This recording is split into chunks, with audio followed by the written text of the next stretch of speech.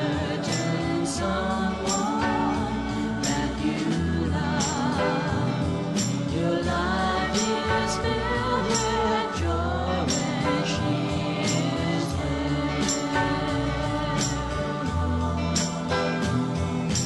Love can make you happy if you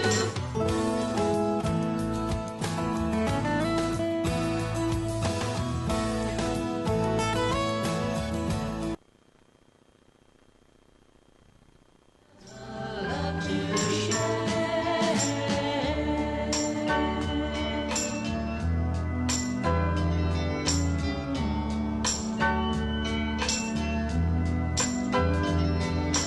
If you think you found someone you'll love forevermore, then it's worth the price you'll have to pay. You have to hold him for now, but forever is the phrase that means the love you found is going to stay.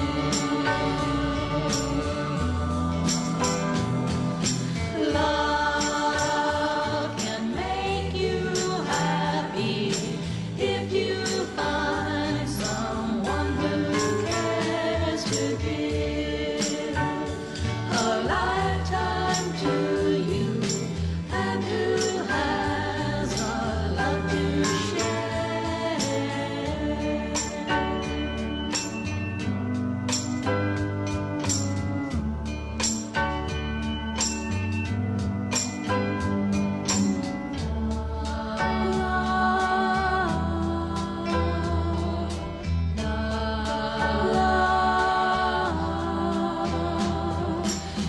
Love can make you happy. Love can make you happy. Bomb, ba bomb, ba bomb, ba bomb, bomb, ba bomb, ba bomb, dang, dang, dang, ding, and all ding, blue moon, blue moon, dip, dip, dip, moon, moon, moon, blue moon, dip, dip, dip, moon, moon, blue moon, dip, dip, dip, bomb, ba bomb, ba bomb, ba bomb, bomb, ba bomb, ba bomb, dang, dang, dang, ding, and all ding, blue moon. You saw me standing alone without a dream in my heart, without a love on my heart. Dang, dang, dang, ding, and all ding, blue moon.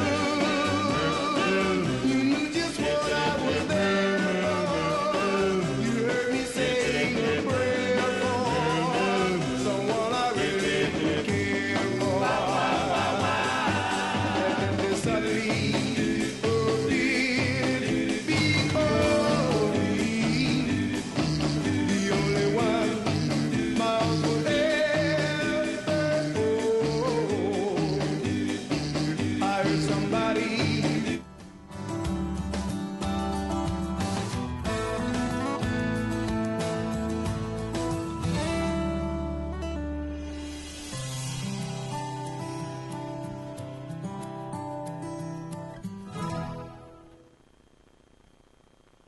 Order the Lakewood City Council study session of August 21st, 2017 at 7 p.m. in council chambers.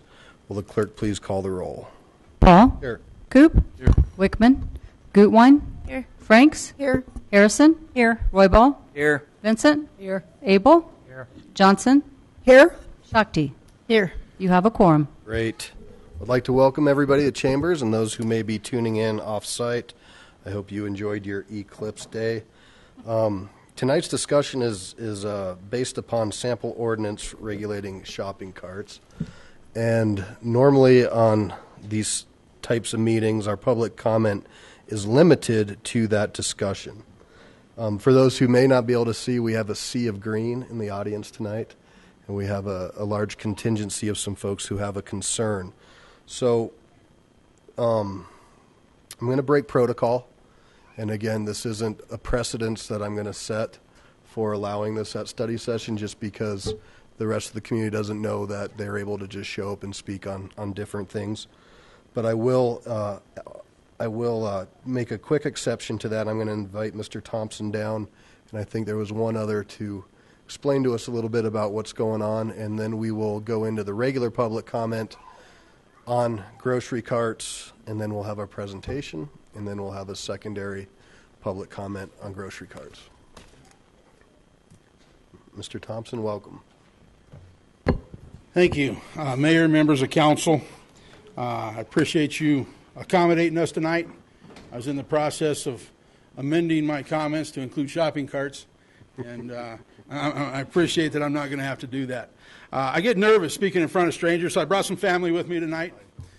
My brothers, my sisters. Apparently they got tired of sitting already. My name is Mark Thompson. I'm a representative of the Colorado Carpenters. I've been building in these communities for over 30 years, and my son has now joined me in my craft and is relying on the industry to provide for him and his family. I'd like to share with you tonight the issues in our industry and what we are up against in order to remain an asset to our communities rather than a burden. Our industry has become polluted with wage theft, payroll fraud, exploitation of a workforce by labor brokers that pay cash under the table. This means no taxes, no workers' comp, no unemployment benefits. These labor brokers normally do not pay overtime, and many times don't even pay you for the hours that you've worked. This has become common in our industry, and because these contractors and labor brokers have continued to get away with breaking the law and cheating the workforce, this in turn cheats our communities in which we live. The Colorado Mills Mall is recently under construction from the damage of the hailstorm. Simon's Property Group has made a decision to turn their head the other way, like everyone else, and allow these illegal practices to be the standard in their facility. UBS is a drywall contractor that is known for using labor brokers that exploits their workers. They currently have over 300 workers on this project from other areas that are working for multiple labor brokers that are getting cheated every day. We have approached many government agencies and elected officials, along with reaching out to developers, investors, and responsible industry partners for help to bring awareness to the criminal activity that is going on in our trade and in our communities.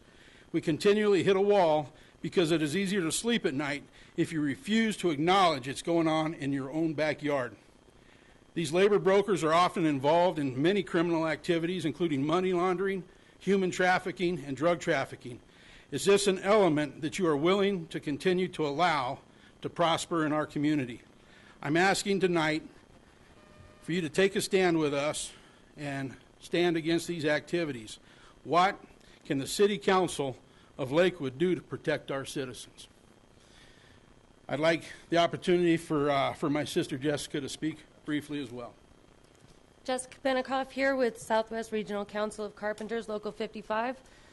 I'd like to know if the City of Lakewood would make sure that our city is safe from the element of criminal activity that's going on with our workers. We'd like that for us to be safe with our work and our jobs to be secure. That's all. Okay. Thank you. Mayor, members of council, I appreciate you accommodating us tonight. We know where you're at. We know when we can make public comment now. We're asking for your help. My concern on this project, we will be out there trying to protect our industry. The police will be called, as I believe they were called tonight because of our presence. And, we're asking to bring awareness and not be the ones that are at fault. Rather, hold those labor brokers and contractors at fault. Thank you for tonight. We appreciate it. Thank you all for coming out. And just so you know, our police agents are here every Monday, so they're always making sure everybody here is safe. So, yeah, absolutely. And Mark, I'll reach out to you, and I have your information. We'll sit down and try to figure out. This was the first instance that I think all of us were made aware of anything that's going on, and we also have your one-sheeter. So you'll be hearing from us, and we'll reach out. Thank you. Yep.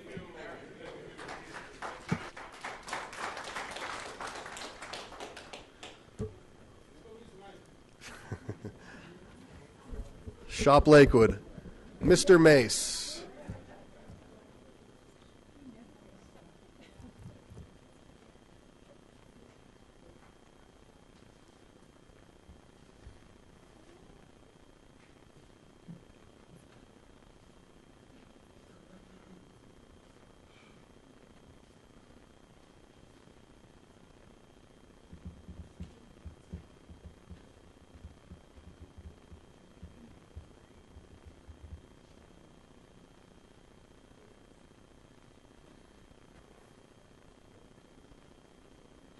Well,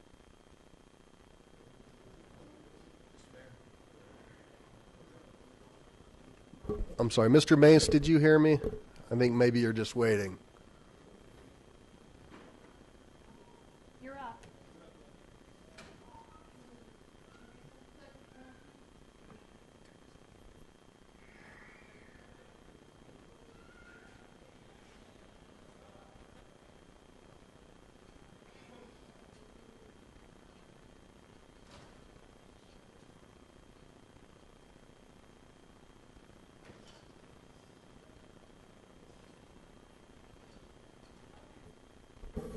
Ms. Johnson, your light's on. I'm sorry. Was that meant to be on?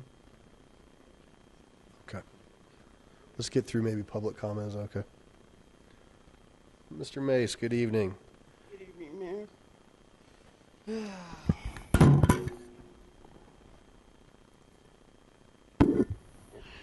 Good evening, Mayor, City Council members. I'm here because of the grocery cart issue. And, Mayor, as you know, I've been yanking grocery carts back into King Supers every week since before tonight. For free, too, right? They'll Yes. be paying you. For free. I've been doing it for many years, and I'm kind of getting a little tired of it. So, I first off want to thank Councilor Johnson for bringing this to council's attention, because if she wouldn't have done it, I would have. But I'm getting tired of this, so I'm urging council to pass this thing, because I'm getting quite tired of it, and I'm the only one that's doing it. So, one of the things that I would like to let council know is, and the request that I have is, council, make sure that King's puts locks on the wheels of every grocery cart, because it would make it so much easier if people would stop taking this stuff off King's property. If the wheels lock up as the cart's leaving King's property, they can't do anything with it. Thank you. Thank you, sir. And I know you got to get out of here, so enjoy your evening. Yep. All right, so we have a few different names. Is there anybody else that wish to speak on shopping carts at the beginning of the round? All right. So with that, I will close the first round. And Ms. Johnson, you had a comment before we get going? I do. I would just like to publicly acknowledge and thank the mayor for supporting this ordinance. Frankly, we wouldn't have gotten this far, and it wouldn't have gotten here tonight without your help, Adam. Adam met with one of the representatives with Safeway and a lobbyist for the retail industry and tried to work things out in a different manner, but nothing really came of that. And so, again, I just want to publicly thank you. I appreciate it. Thanks. Really, thank you. Thanks for your hard work on this. And what I want to mention, Mr. Cox will be presenting tonight. And so this will give us a nice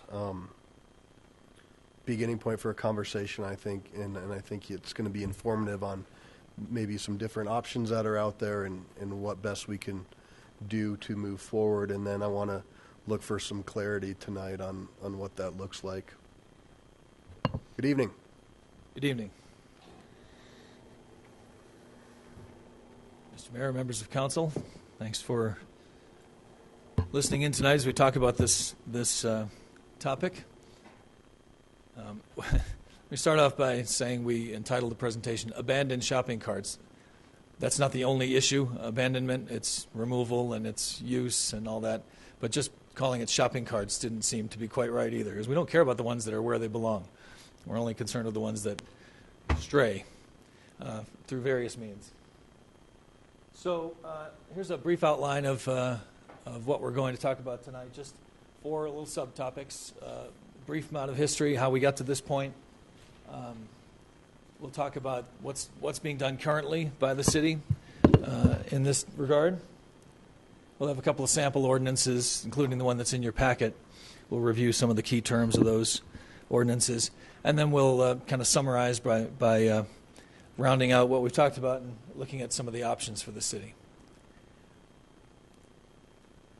The history as relevant to what we're talking about tonight goes back a couple of years when I think it was at a planning session that was sometimes called the council retreat that this topic was raised. And shortly thereafter, the council made the decision to assign the ACIC, the Advisory Commission for an Inclusive Community, with a review of the topic and some suggestions on where it might go. In September of 2015, the ACIC produced a report. It was a brief report, just a couple of pages. This is how they identified the task that was assigned to them by the council: research and recommend ways the city, neighbors, and stores can work together to eliminate the problem of grocery carts being abandoned, and particularly in Ward 1. And they made some recommendations, these 5 short recommendations: to continue monitoring the complaints to get a better sense of the scope of the problem, exploring ways to educate residents to contact the stores directly, hoping that the stores would take more of an active role. At that time, they recommended no citywide ordinance due to what they called a lack of effective implementation options. They urged neighborhood associations to partner with and communicate with the stores to work cooperatively, maybe to find some common areas where the carts could be controlled. And then they urged the city to consider sending something called a business courtesy notice, again to the stores, to assist them in self-regulation of this issue. After the ACIC's recommendation was made, some things were happening sort of behind the scenes. The police department started establishing contact with the larger stores. I think quarterly meetings were held. There were some reports given at various times by the police department. The city added some information to the Request Lakewood page, where what we used to call service requests, things that come in from the community, can be addressed. And there was a paragraph added there about how to contact the right people about picking up carts that are found off site. And let me be clear for anybody who's watching who doesn't know what we're here to talk about, that it is the problem of carts being taken off the premises of the stores that use them and left abandoned or continue to be used by somebody. They're expensive. They are unsightly. They tend to be found all over the place, and it's not an easily solved problem. But earlier this year, the council did identify shopping carts as one of several work items for this year's agenda, and that's how we got to where we are. We located an ordinance from out of state that we thought we could use as a jumping off point, a model, a sample that we could look at the good, the bad, and otherwise, and we prepared for this discussion. As we prepared, we continued our research and were able to find a couple of other examples that are not in your packet. The one that's in your packet is the one that we've known about for some time. As you can see, it's been modified to refer to Lakewood, so it's a little more familiar to you, a little easier to follow. But we will be talking during tonight's presentation about at least one other approach from an out-of-state jurisdiction. And the one that's in your packet is a more comprehensive, more complex approach. Just a word about semantics. We're using the term shopping carts. I think originally we talked a lot about grocery carts. We, as staff, looked at it and realized how many and how wide the variety of stores that actually use carts, from single outlet toy stores to the big hardware warehouses and everything in between, hobby shops and the like. So I may slip up and call them grocery carts, but we're talking about the ones that hold all manner of goods. Next up is the current efforts and challenges. What's happening now in the city as we look at the possibility of an ordinance? For some time now, the Public Works Department has had its maintenance crews included among their duties is to pick up things that don't belong in the public right-of-way. That can be roadkill, that can be trash, that can be car parts or mattresses. They can also be, I almost did it already, shopping carts. They pick them up in a truck when they find them, or when there's a complaint and they go and respond to it. They hold on to them for a bit, and they notify the stores that we have carts of theirs. They're usually identified by name. And sometimes the stores respond, less and less, I guess, from talking to Mr. Hutchison. They do respond, and so some of those carts end up being discarded because there's a lack of space for the city to hold on to them. It's important to note that that role is limited to public property and really public rights-of-way as opposed to parks and other city property. Parks, I'm sure, through their regular duties, does cleanup of such items if they are found in park property. But we're talking about the trucks going around to deal with the public right-of-way. There's no jurisdiction for the Public Works people to go onto private property. The usual course of action when somebody has something stored on private property that doesn't belong there is to go through code enforcement for outdoor storage of trash and debris or construction materials. Just learned recently that Public Works has been tracking the number of carts retrieved at least since the beginning of this calendar year, and we've received the results of that. And I can tell you that in the 7.5 months from January to the middle of this month, last week, they reported approximately 154 carts retrieved. That averages out to about 20 per month in that time frame. And if you consider that they don't typically work on weekends, it comes out to about 1 per business day in calendar year 2017.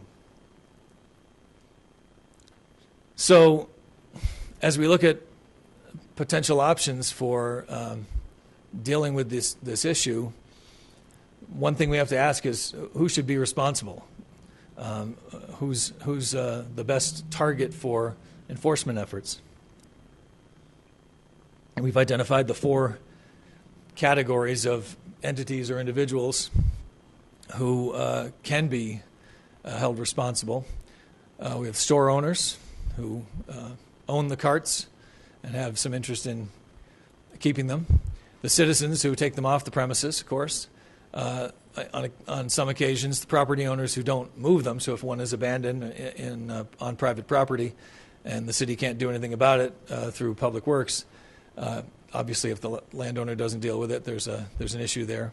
And then there's the city as the regulatory agency and the protector of public health, safety, and welfare.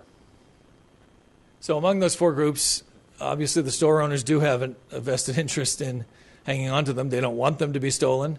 And so they may or may not be working hard enough to prevent it or retrieve them, but they are both victim and potentially responsible party, to borrow a phrase from federal law, in this picture. And they're frequently the target because they have the resources more so than, and for other reasons like this. The citizens, second group here, who take them from the premises are directly culpable. They may have different motives, but they have the intent of taking something that belongs to someone else and taking it home with them or leaving it somewhere where it's convenient for them, and that's obviously not appropriate. But at the same time, they're the hardest group to identify and actually deal with, so that is a problem for anybody trying to regulate in this area.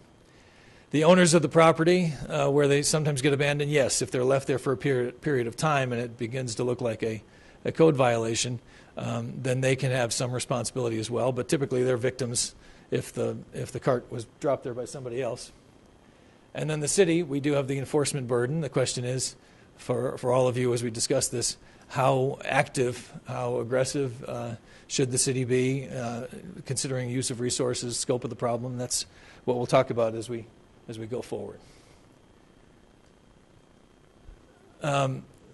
Again, with the ordinance in your packet and one other that we'll talk about in a minute, we'll look at some options for ramping up efforts to regulate the carts. One of the first things we did was inquire of other cities and towns in Colorado about efforts they might have made. There's no foolproof way of getting everybody to pay attention to you, unfortunately. And we had no one from representing other cities and towns respond with any kind of ordinance of their own. Helpfully, we received a video clip of a mockumentary, a parody of a documentary called Rogue Shopping Carts. Wasn't even really funny enough to include as comic relief in the middle of this. Well, you've seen it then. But that was the most helpful thing we got out of that exercise, unfortunately, because no one we communicated with had any ordinances in this regard. The first one that we got our hands on came from Alameda County, California. Northern California, the most famous is the home of the Oakland, Los Angeles, Oakland, Las Vegas Raiders. Is that right? Did I miss anything? Getting there. Temporary home of the Raiders, anyway. So Alameda County, it's a 1.6 million population, roughly. And as I said, we became aware of a couple of others, and we'll discuss for the sake of comparison. So you've had a chance to look at the ordinance. If you're so inclined, we'll just review some of the key provisions. It is, in this case, in Alameda County, enforced by the Public Works Director. That's an issue that we'd want to consider is who's the best agency or officer to have that responsibility. How much flexibility would we need in that effort? And it has a number of requirements aimed at the stores, as we said, the victims as well as responsible parties who have perhaps the best opportunity to do something about it. One of the things it requires is that every cart have a sign identifying the store, identifying it as their property, contact information, a warning about the law that makes it unlawful to remove them from the premises. So the signs have to be created. The stores are each required to develop and submit a written plan to the city, to the county in this case, to prevent, the plan is to prevent removal and to improve retrieval of removed carts. And that plan can be addressed, that plan can be sent back with alleged deficiencies by the county, and the stores are expected to address those and modify the plan as needed. The stores are also responsible for paying the city's cost of retrieval. If we're saying city because that's what we're talking about here, but again, the county, Alameda County, has costs when they go out and retrieve carts. Those costs have to be paid by the store. We talked about a modified plan if required. And if you have an example of a repeat offender where there's repeated efforts to contact the same store and get compliance, there is a step after a certain number of offenses or a certain number of alleged offenses that they can be required to attend a hearing and, if appropriate, be required to install the sort of prevention devices that Mr. Mace referred to. That's obviously, by the way, a really good solution. The carts that just can't leave the property unless someone picks them up and throws them in the back of a truck, which defeats the purpose in most cases. But it's an expensive measure for the stores, and so they tend to resist. One of the examples that we did hear about recently, no ordinance was adopted ultimately on that basis. The recommendation or the draft that staff had prepared for one jurisdiction did call for all carts to have the locking devices put on them, and for political or financial reasons that did not fly in that jurisdiction. But that is one option. The stores, if they fail to do any of those things, have monetary penalties to pay. They fail to put the sign on the carts, if they fail to prepare or submit a plan. If after receiving notice they fail to retrieve any carts that the city has notified them about. And this ordinance from Alameda County does also make it unlawful for a person to remove the cart from the premises of the store, to be in possession of a cart that doesn't belong to them, or to abandon a cart. So there is an attempt to hold the individuals responsible, provided, again, they can be identified. And, of course, there are now surveillance cameras in a lot of businesses and around the entrances, so it might be easier to track people down than it used to be, but it's still obviously a labor-intensive measure. So those are the key provisions of the Alameda County ordinance.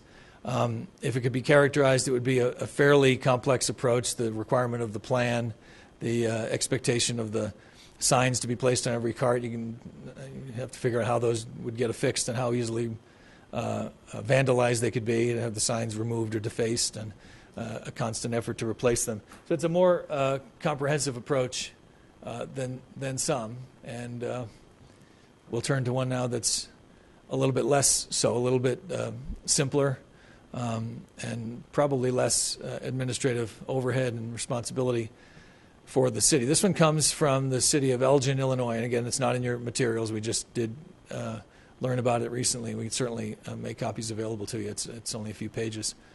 And it starts out the way we ended the discussion about the Alameda County ordinance, that it's unlawful for any person to remove a cart, to possess a cart, or to abandon a cart that does not belong to them. It also, the Elgin ordinance is also focused primarily on the stores, the businesses that own the carts.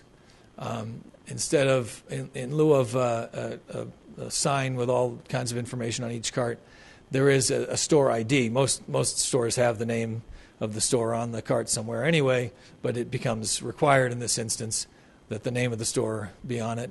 And then the stores are required to post notices at their entrances and exits in fairly visible, readable typeface, reminding people that it's illegal to remove carts from the store that owns them. The ordinance from Elgin also requires stores to do a sort of a sweep at the end of every business day, which I guess is every day, collect the carts that are in the parking lot, around the parking lot, the area immediately surrounding the store. It's not clear how far they try to go, but they really only have the authority on their own property, but they can expand beyond that to try and find some that have been left nearby, and at least bring those in at the end of the day. The city's role is that the city can, as in the other examples, determine that carts have been abandoned, collect them, store them, and oops, we got a little repeat information there in the second line. But the city can deem the carts abandoned, collect them and store them, can charge retrieval and storage fees. So when the store does come and collect them, they'll have to pay for the city's costs as calculated in a fee for retrieving and storing the carts.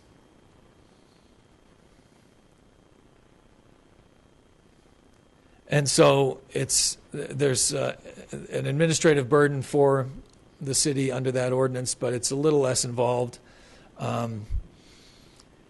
The Public Works folks, the streets division that is responsible for the maintenance crews who go out, we asked them to look at what would be involved under the Alameda County approach in light of the requirements of that ordinance.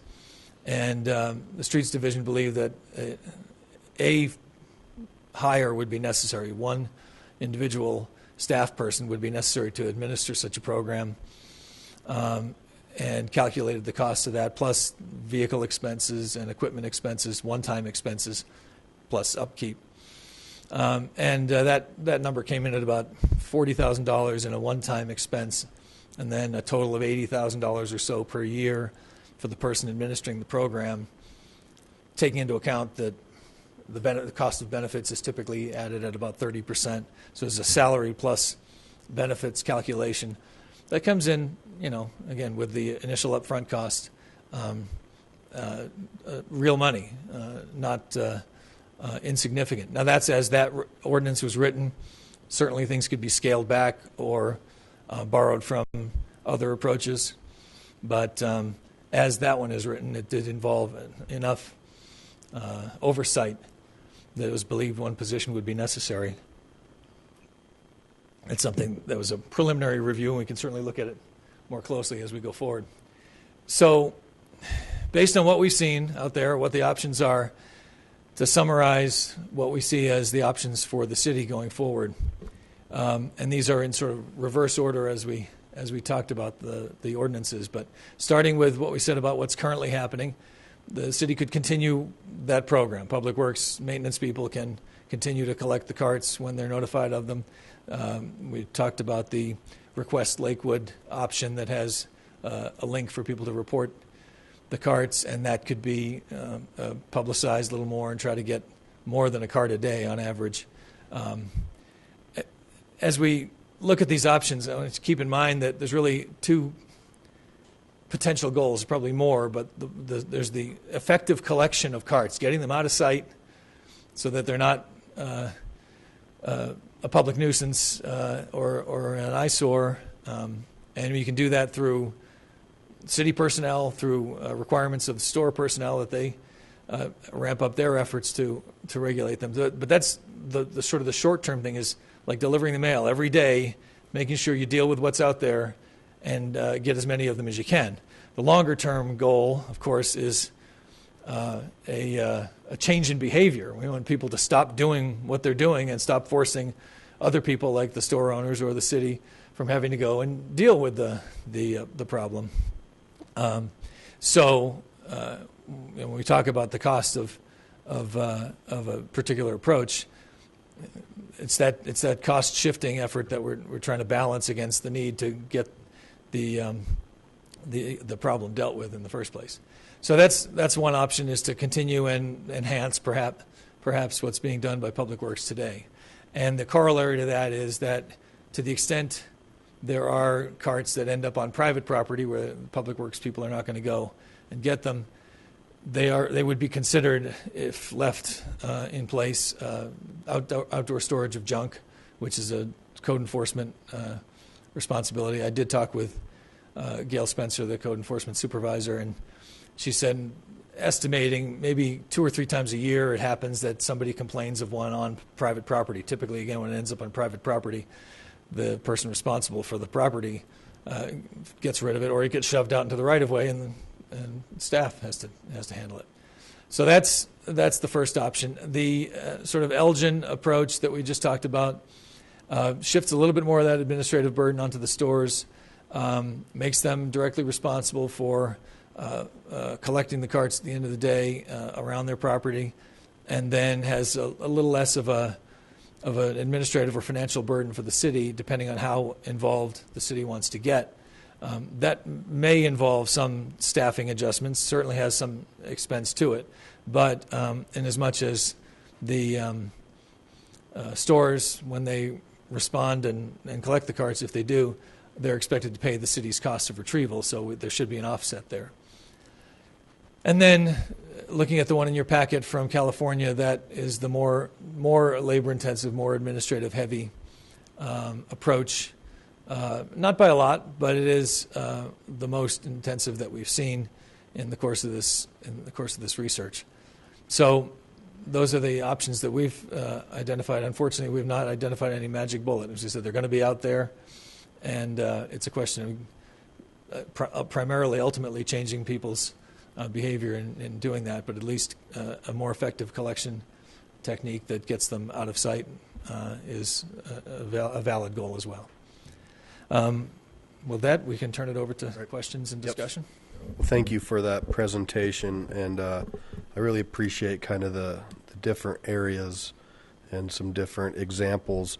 I have 2 quick questions, and one you didn't touch on, but there is a sensitivity, and there is, I guess, as you would say, due process due when it might be a cart that's holding somebody's possessions. Yes, thank you. As soon as you started, I realized I had not mentioned that at the end as I was planning to. Right, there is an element of this, obviously, that concerns carts being used by people to transport their life's belongings. And all I would add about that is that there are due process concerns when someone is in that situation. Courts have ruled in various cases that they have a right to reasonable notice. What might be seized and taken out of carts is of more value to some than to others, and it's difficult for the government to make judgments, to pass judgment on that.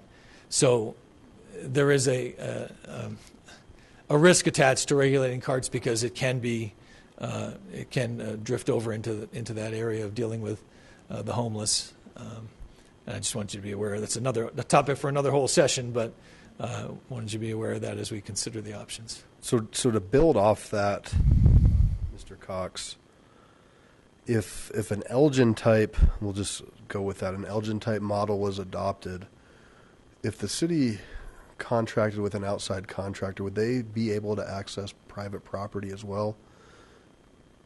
Or would we be in the same position where they're just collecting on public right of way? It'd be the same position with one comment that I didn't make when we talked about that. Yes, a private contractor is an option, particularly if it doesn't amount to a full-time position. So for a less intensive approach, you could contract with somebody, but they'd only have the same powers that the city would have. But I've made the distinction too broad to say private versus public. There are lots of places around the city, any city, where property is privately owned but publicly accessible. And so an example might be a business on the corner of one of the streets here in the Belmar area. Might be a convenient place for someone to drop a cart and hop on a bus or whatever they're doing, or at the bus station itself for that matter.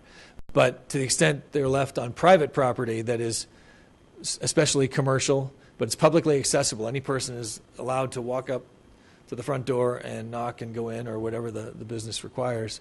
So there is a little more leeway there for Public Works or for whomever is administering any kind of collection program. If they see a King Soopers cart in a parking lot of another business, they have the ability to presume that the owners of that business didn't park it there and to take it back to the store if it's convenient, or seize it and hold on to it as they do in other cases. And that reminds me of another point I should mention, and that is that even now, with the current program, if the maintenance folks who are out there collecting these things on the right-of-way, if they come upon a cart for a nearby store, they do have the discretion. They've been given the discretion to just go and put it away in the cart caddy rather than confiscate it. If it's easier or almost as easy to take it back to the store, they'll do that rather than confiscating a cart, just to save on additional work for themselves in those circumstances. Great. Thank you. And I would just say, Ms. Johnson and I had the opportunity to kind of glean through the Alameda, and I think by the time we stripped everything out, it kind of looked like Elgin.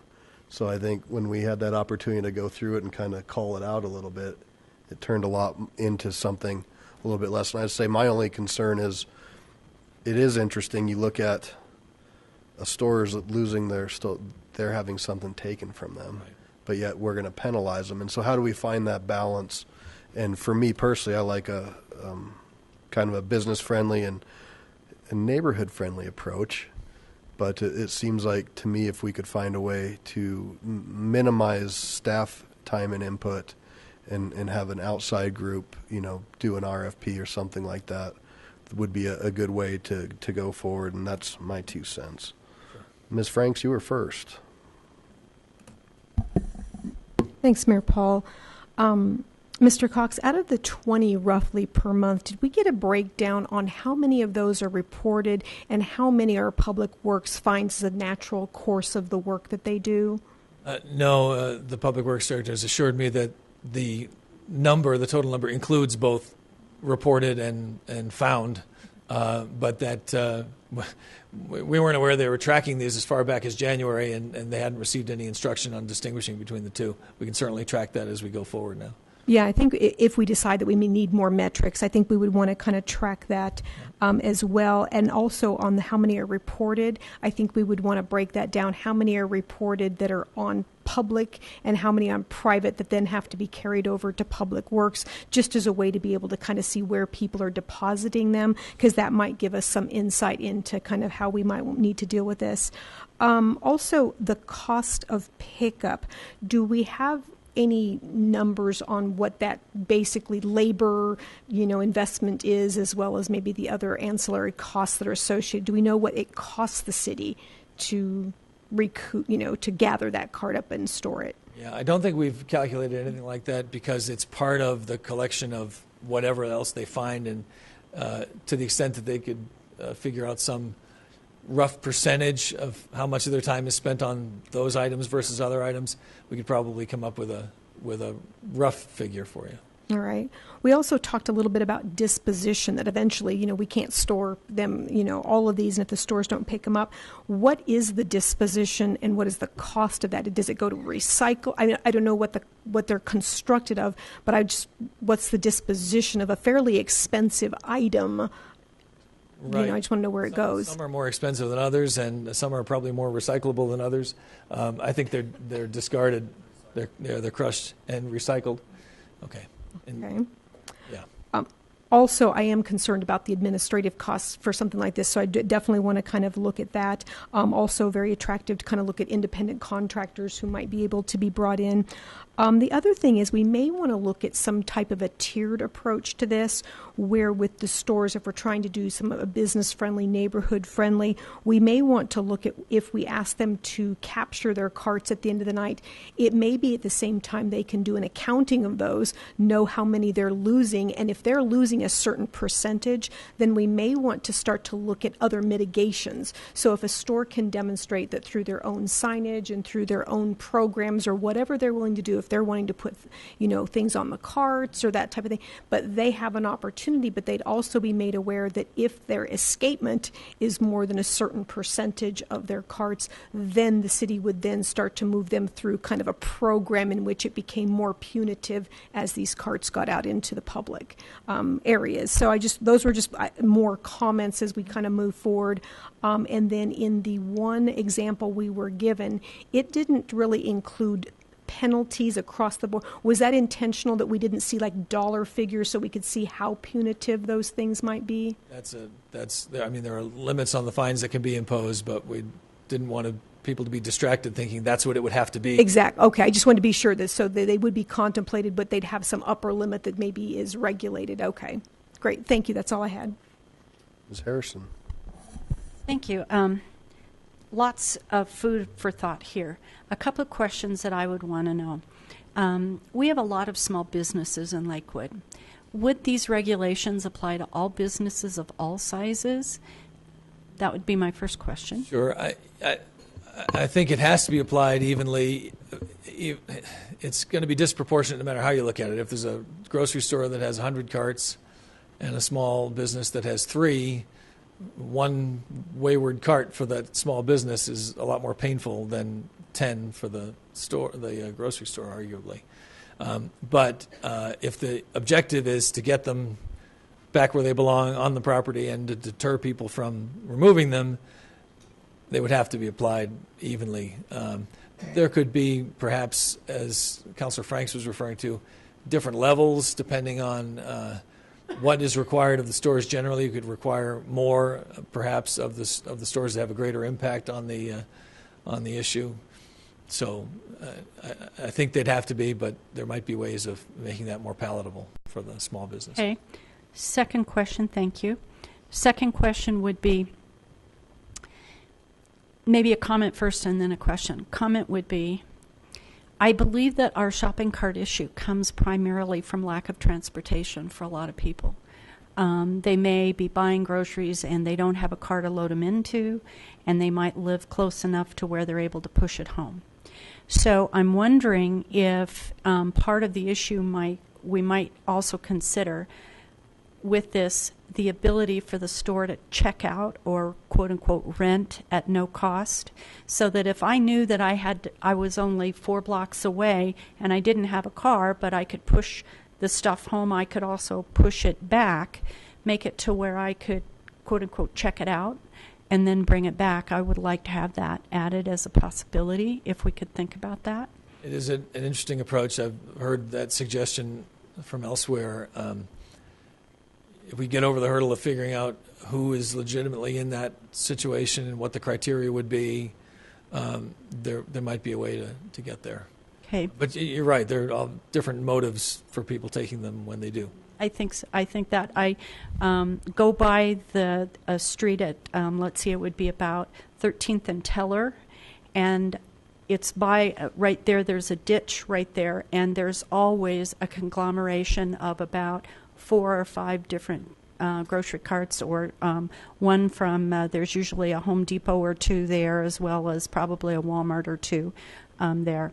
And then my third comment is, before we go hiring a full-time person, I think I'd much rather try contracting it out for the first year and see how it works. And then if it becomes cost effective to do that, if it does make sense to actually hire in, then let's hire. But I think the first year before we would do anything, I'd much rather contract out and have an independent contract. That's another small business that could be, very happy. The mayor and I were talking about that earlier, about the possibility of a cottage industry that hasn't been created yet. I think that's exactly right. Phoenix, they have some sort of a program, and their contract is with a company called Arizona Cart Recovery Services, and that probably didn't exist before that. We actually have one that's, I can't remember the name of it, but we do have one in Lakewood that does cart recovery. So, thank you. Okay, I have Ms. Johnson and Mr. Abel. Thank you. I have a few questions and also a few comments. Obviously, we're not the only community that is struggling with this. I mean, this is a nationwide kind of a deal. The mayor and I have sat down with representatives from the retail industry and the grocery industry. They've known about this for years and have not actually looked seriously at addressing it. And my intent on bringing this forward is not to create a burden for business, but it's actually, if we look at ourselves as a stellar city, our image is also at stake. It needs to be addressed on many levels. And I think the feeling that I have gotten is that businesses have just considered this a cost of doing business, basically. They know they're getting stolen. That's exactly what it is. It's theft, and it's just their cost of doing business. But it's at our sacrifice, if you will. Jump in on that point just to sure.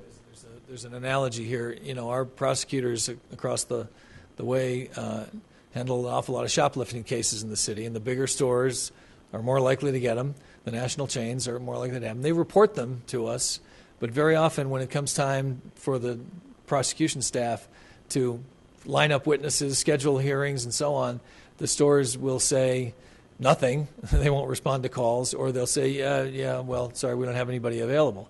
So they're not interested enough in enforcing that because, as you said, it's a cost of doing business. There's going to be a certain percentage of merchandise stolen in a given year. There's going to be a certain percentage of carts taken off the property in a given year. So I think you're exactly right about that. And when you go, this is an issue that is actually more intense in Ward 1, Ward 2, and to an extent in Ward 3, in part because of the Colfax corridor. You're not only seeing these carts on streets and in ditches. I've had two of them on my property and basically pushed them back to ARC, and that's happened twice. I've met with their GM over there. But they're also close to the light rail at the Garrison Street station. And in all honesty, it's a matter of time before one of those carts actually get hit. And I'm not sure how that works, if it would just be bumping it off or if it would cause an accident or what. But it's out there.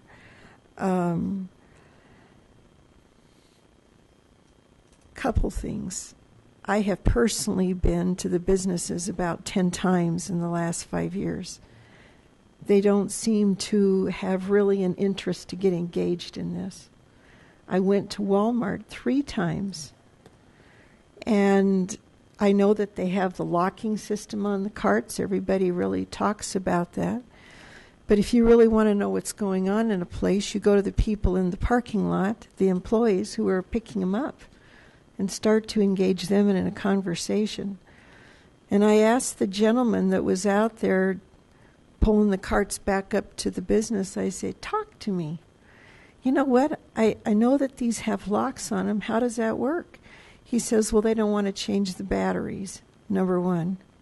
Number two, if you take it off backwards, it does not trip the whatever it is. And not only that, if you get two people, one on the front and one on the back, and you pick it up, you take them over that beam as well. Now the whole world knows that, because everybody that uses them knows that. So the locking system, to be honest with you, is a joke. You know, if they really wanted to get serious, they could put lights on them or they could put sirens on them. And the minute they left the property, nobody's going to take one with a siren on it.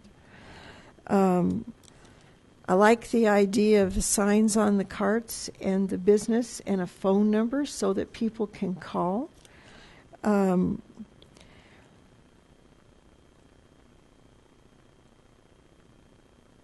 You were talking about the cost for personnel for an employee to do this at approximately $80,000 a year. Could that not be covered by the fine that the stores would get? Well, that's one of the factors we did mention, that if they're required to pay the city's cost of retrieval, at least a portion of the city's expense would be offset by that. Okay, and you mentioned that about 154 of these have been retrieved just kind of off the cuff. For fun, I just rounded it up to 160, took it times the number that was mentioned, $50, that's $8,000. I guess my question is, if we actually had some type of a policy in place with a sign on the cart, a number on the cart, the number of calls would likely go up. And I'd like to know if there's any kind of data, any kind of guesstimate at this point of the carts that were picked up, the 154, how many more are still out there that weren't picked up? Yeah, as far as the records that were kept by Public Works staff, it's impossible to know that. They responded to complaints and they picked up what they saw when they could, and I'm sure there were others along the way. It's like code enforcement. We have a complaint-driven system there, because otherwise the officer would never make it back to the building with every violation that they saw on their own. And of course, we have to be conscious of the distinction between fines paid at the end of a judicial process and fees paid to reimburse the city, because right now, if they get a call, we've got a couple of your carts, they come, they retrieve them, they take them back. If they don't retrieve them, they get discarded, recycled, as we said. But if we're relying on the fees to pay for the cost of the service, and the store never responds and picks up the carts, we never get those fees. So it's not. And then it's the cost. It's revenue cost every shifted case. to us. That's right. Okay. Well, somehow that maybe needs to be looked at, where the cost shifting is back to the business somehow, and find them to help pay for the expense of doing this kind of a thing. Also, and I totally support this, Colfax has a great deal of momentum, enthusiasm, and excitement to get the West Colfax corridor cleaned up. And when you've got grocery carts all over the place, this does not help with that image. And certainly on 14th Avenue, 2 years ago, within a 7 or 3 block area, there were 7 grocery carts. Now, these happen to be from Wadsworth to about Pierce. I mean, they're all over the place. We are an all-American city, and I'm okay with being a little tough on this kind of thing, just based on the knowledge that these stores have been on alert for years that this is going on. I have been to Safeway, I have been to ARC, I have been to Walmart, and I've been to King Soopers. So I'm okay actually with the California model. I'm not sure if it's really a total fit for what we're trying to do. And I believe prior to meeting that a couple counselors kind of weighed in on it. And I think we could use that, make it better, but I'd like to see us put a little teeth into this and get somebody's attention, because we haven't been able to do that. Thank you. have Mr. Abel and Mr. Roybal and Mr. Coop. I'd like to get a better handle on what we call our cost of retrieval, what all it includes. Is it just the time it took to pick up the one cart and the gasoline and that sort of thing? If we had 200 a year, you know, we're talking $400 a cart. That would seem excessive in order. So I don't think I'd want to pay $80,000 a year for an FTE to do nothing but pick up these carts. On the other hand, the mayor referred to victimization. I look at it more as encouragement to be vigilant. If I'm not vigilant enough and I go out and I start my car in the wintertime and I go back in the house, I'm not being vigilant. And if my car gets stolen, I get fined for that. So I don't see the difference really. And I do think that encouraging vigilance is a good way to reduce crime. So I don't see this as victimization. It's just encouraging them to keep their stock in their own corral. I like the push it home, push it back idea. I'm not sure how we could enforce the checkout thing if people are just taking them now, but that might be something worth looking at. I think it's a good idea. And I'd like to know if these things are being left at bus stops, how many of them are being used to transport the belonging of folks without shelter. I think that would put it more in context. I do agree with Ramey. It is it's an eyesore, and it is not something we want to see on Colfax. There are a lot of, along with the weeds and other problems we have there. I don't agree that it is mostly wards 1 and 2. If you've been to the Coles or seen the Coles bus or the bus stop near Coles on South Wadsworth, you see a bunch of carts there. So I think it is more widespread than we look at or than we recognize, but I think it's certainly worth controlling. And if it takes less than gentle persuasion for some of the merchants, then so be it. Thank you. Let me respond to a couple of the things you said. I think I was the first one to use the word victim just as a way of pointing out the unique role that the stores have in this. And in discussions with others this morning, I used the same analogy to a stolen car. You left your keys in. You didn't want it to happen. You certainly, somebody else had the intent to break the law, but you pay a price for that as well. The cost, I would say the cost that we'd be concerned about with a more intensive program is the administration of the plans, reading all the plans, returning them for revisions, keeping track of whose carts have been brought in. The retrieval would still be done by a laborer who's out there anyway. And as we talked about earlier, we could probably come up with a rough percentage of time spent and what the cost of that time would be in terms of fuel and wages and so on. So it's more about the office administration than it is about the cart retrieval.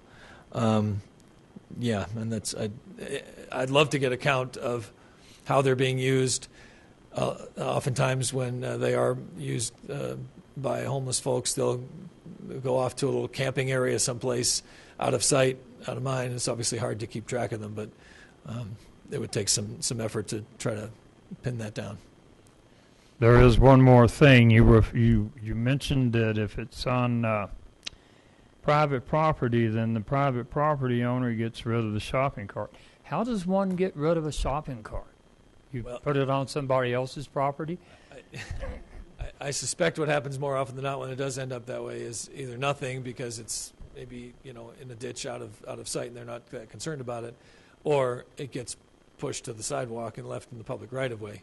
I doubt there are very many homeowners and even business owners who are paying to haul them away and dispose of them. Thank you. Thank you. I would agree with the victimization, but the analogy, though, 200 people don't have access to your truck. So it's a little bit harder to be vigilant, when you have so. But I understand where you're going with it. 200 people want access to my truck. You heard it here first.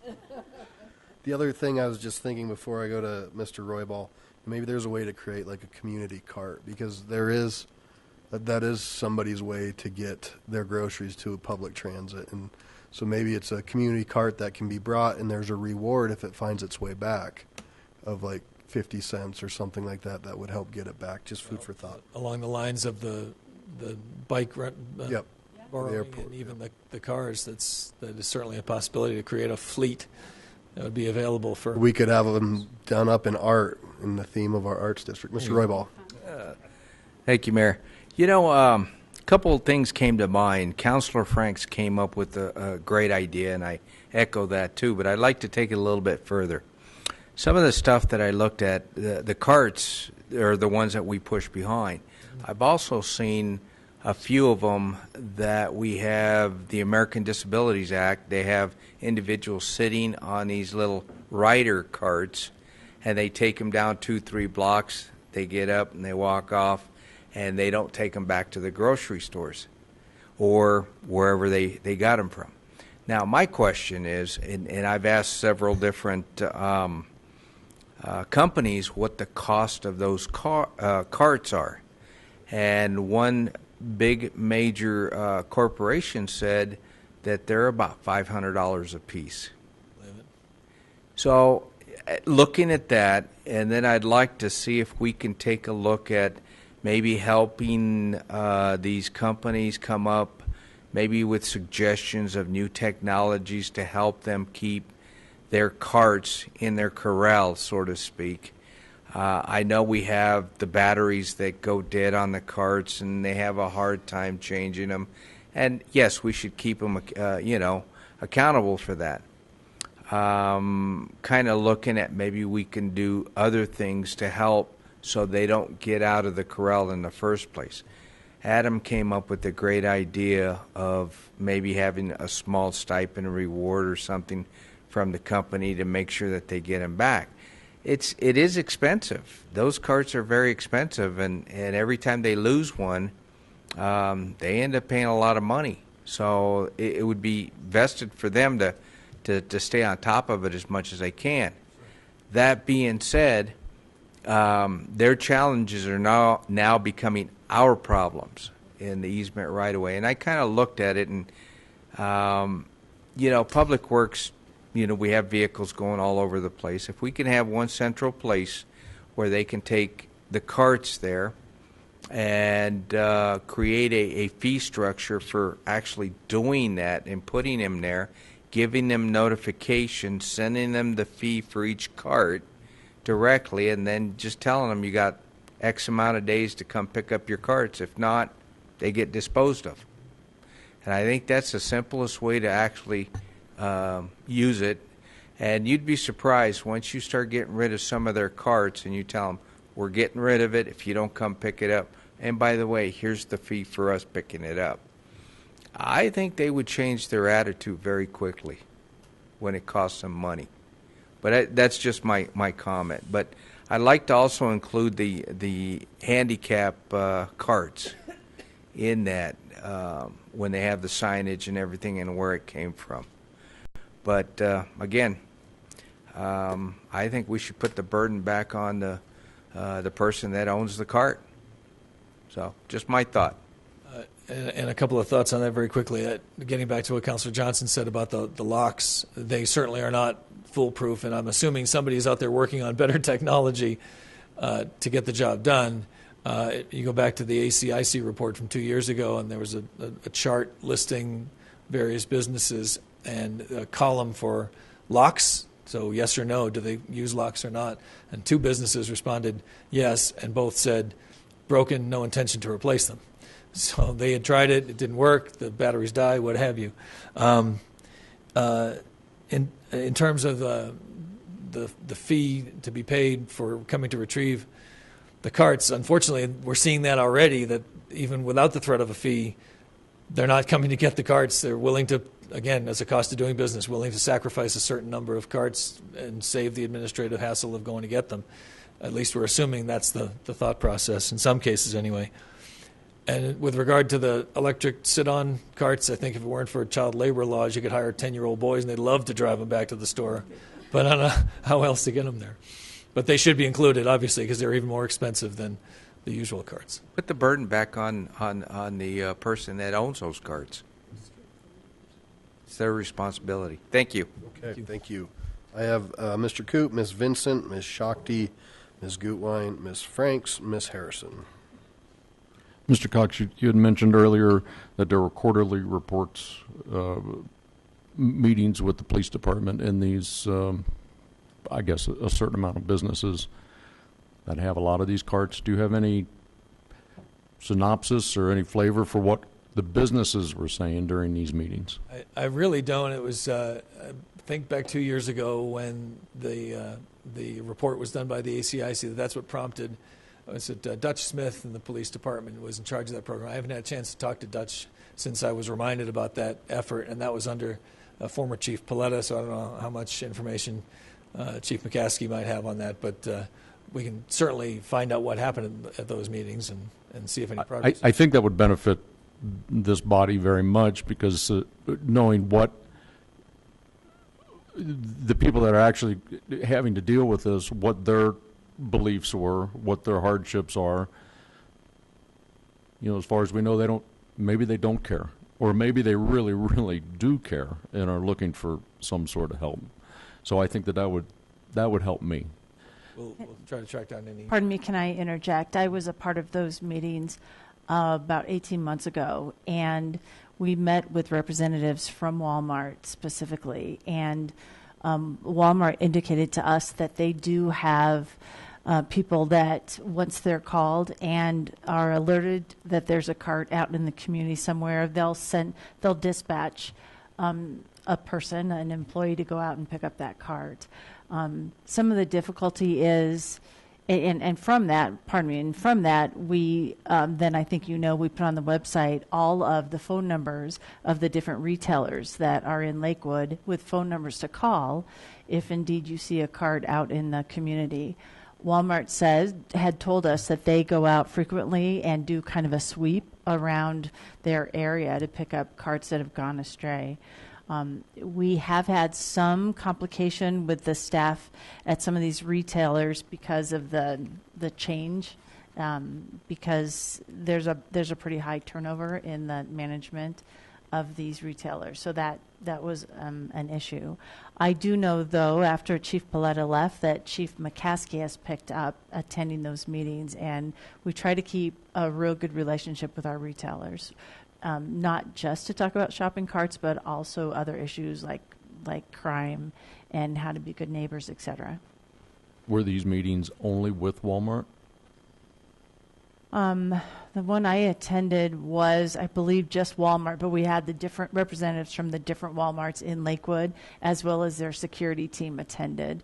I believe we've had meetings with other retailers as well, just to talk about issues that we're finding in the community. We can get a more detailed report if that'd be helpful as well to give you an update. Thank you. Also wondering, does each Walmart deal with this individually, do you know? Or is it a kind of a system-wide thing? They have one person that takes an area around and takes those carts to that closest place, or do they just drop them off anywhere, do you know? That's a good question.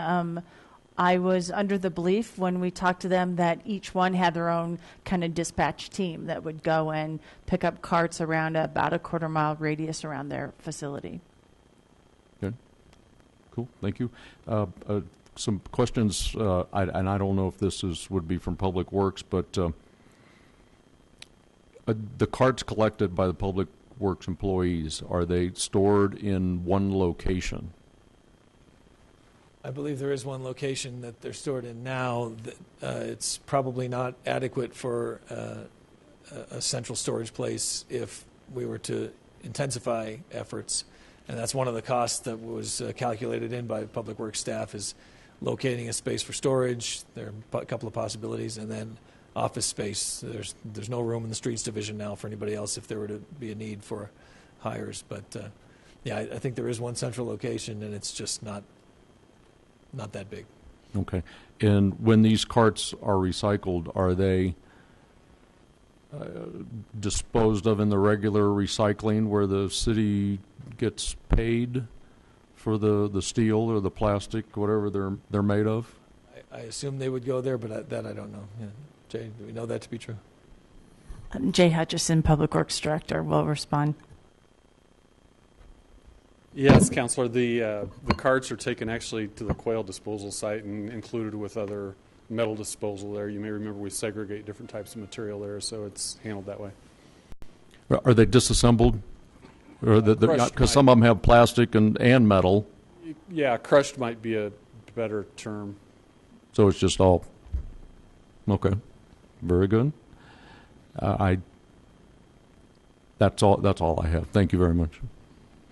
Ms. Vincent.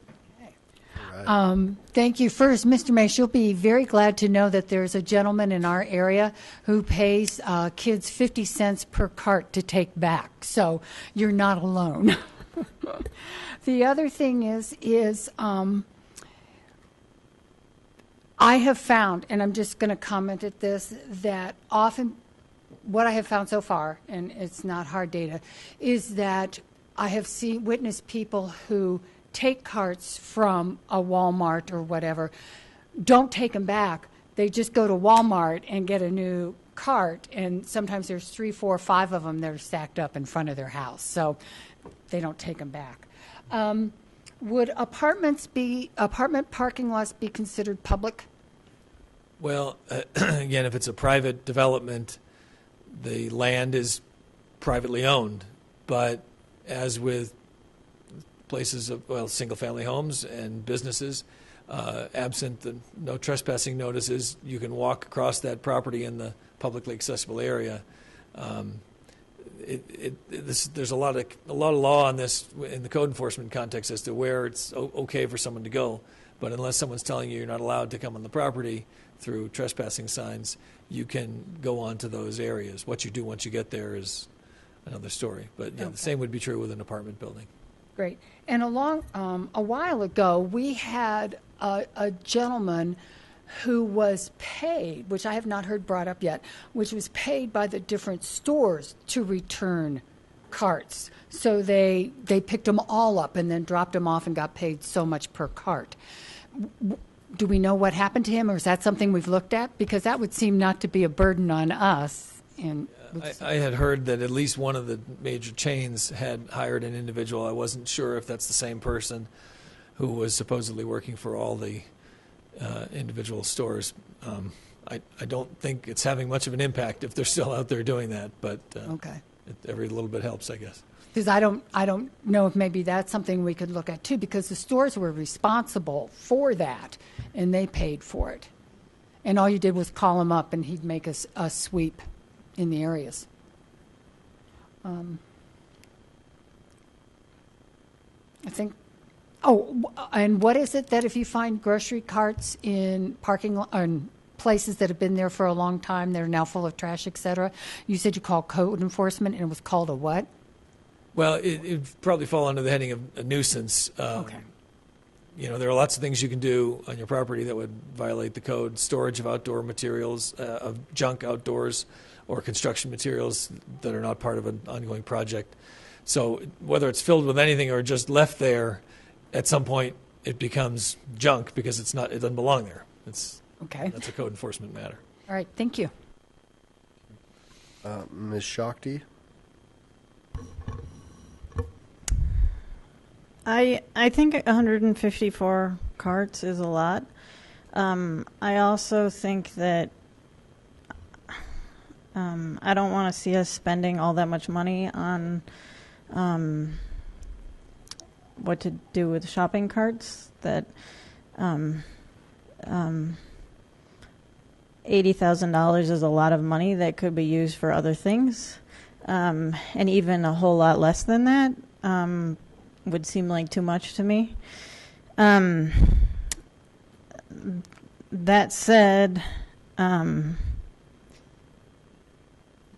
wonder. I don't know clearly what the solutions are, but I wonder, like, are there certain areas where we're seeing the carts taken and the carts going? So is this, no, it's really all over the place. And I mean, we do have areas that are higher concentrated, but really anywhere near, I think, a larger retail store and a bus stop, you're going to see them. So bus stops, maybe, Mm-hmm. of which there are many. Transit locations. I think the idea of rewards is interesting, except that it does create an incentive to steal cards. But the idea that there might be some fairly inexpensive, non-bureaucratic solutions, which is an easy thing to say when you haven't thought of them, but there we go. Thank you, Ms. Shakti. Ms. Gutwein. That is tough to follow. But I'll try. Okay, couple questions. How fast is Public Works getting to the carts, would you say? Or like same day, that week? Any idea? Hard to know because we don't know how many of them are responding to a complaint and how many of them are just They're just finding them. But if it was well, so I'm wondering, is an independent contractor going to get to them faster than Public Works, or probably about the same, or just no idea? Well, if their focus was narrower, if they were only there to pick up carts when they get reports of them or when they see them, then they're spending less time than the maintenance crews do who are responsible for other things as well. Okay. Thank you.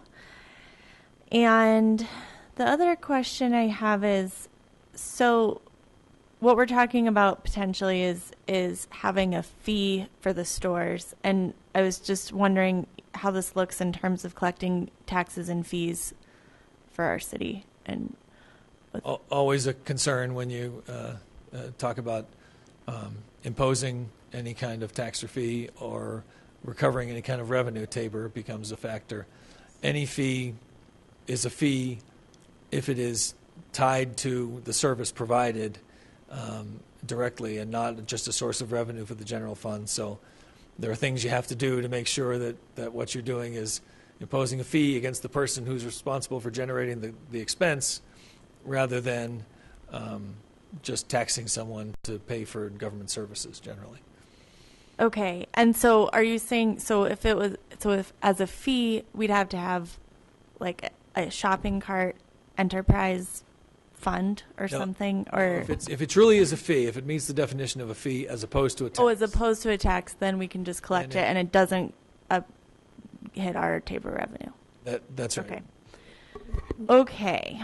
Well, the two separate issues. One is it a fee or a tax? Because a tax has to be approved. If it's a new tax, generally speaking, it has to be approved by the voters. Right.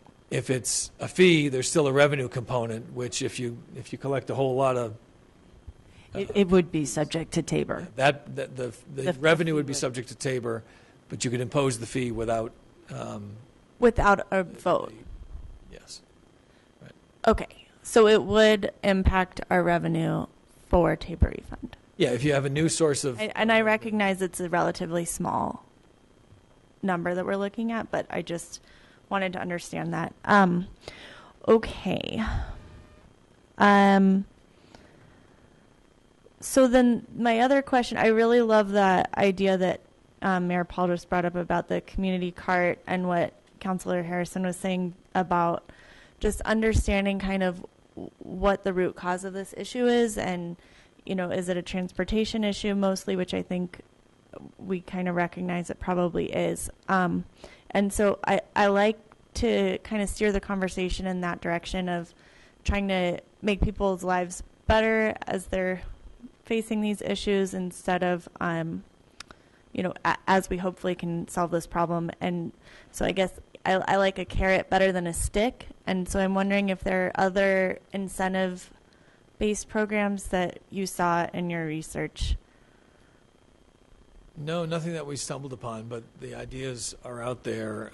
When we talk about rewards, that can obviously be, these are businesses that have all kinds of, whether it's coupons, vouchers, gift cards, and things that they can make available to people, and the city can do the same sorts of things. Mm-hmm. Okay. Because I think, for example, when you go to the airport, you have to pay $5 to get the cart, and then you put it back and you get your $5 back, which I never do because that $5 is an outrageous amount of money to pay for a cart. But anyway, then that encourages people. People do that for cycling to in other countries where you pay an additional fee, then you get that fee back when you return the cart. So I'm just kind of throwing that out there. So at the end of all of this conversation, I really want to make sure we're keeping our sidewalks accessible. And I always think about James when we're talking about this issue. And I'm also really concerned about the cost of this kind of program and the administrative cost of this kind of, especially with the California option. I would not probably support spending $80,000 to run a program like this. I'm not sure that's the best use of taxpayer dollars, and I think there are other full-time employees that maybe our community could benefit from more. Sorry, this is the last question, is what would be the cost of just continuing to do what we're doing, which is picking up the carts and bringing them back, having Public Works just continue to do that? To get any kind of helpful estimate, as Councilor Frank suggested early on, we'd need to get an idea of how much of the time of those individuals is spent on that task, if it's possible to break that down. And there's obviously a cost for them to be out there doing it, along with their other duties. But it's currently fitting within someone's current full-time duty. They're not getting paid overtime, for example. Right. Okay, so and the very last question is the signs. I think it's important to have that sign on the cart saying what the store is, what the phone number is, it's against the law, or please return it, or whatever. Could this kind of sign be considered part of our other sign ordinance?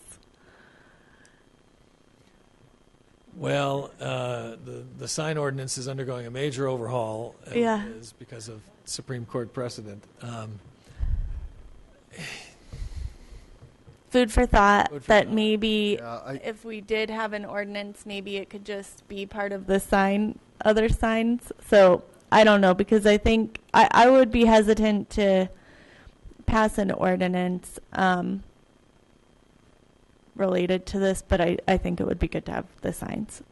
So I would like to just maybe continue doing what we're doing, and look into incentivized programs and community cart. I think on the sign code question is one we can chew on for a while, but the obviously in terms of cost and business-friendly regulation, we saw one ordinance where they require a sign that has all this information on it. It's going to be on every single cart, and it's going to be replaced when it's not there or it's damaged, versus the other ordinance which said put up visible signs entering and exiting the store.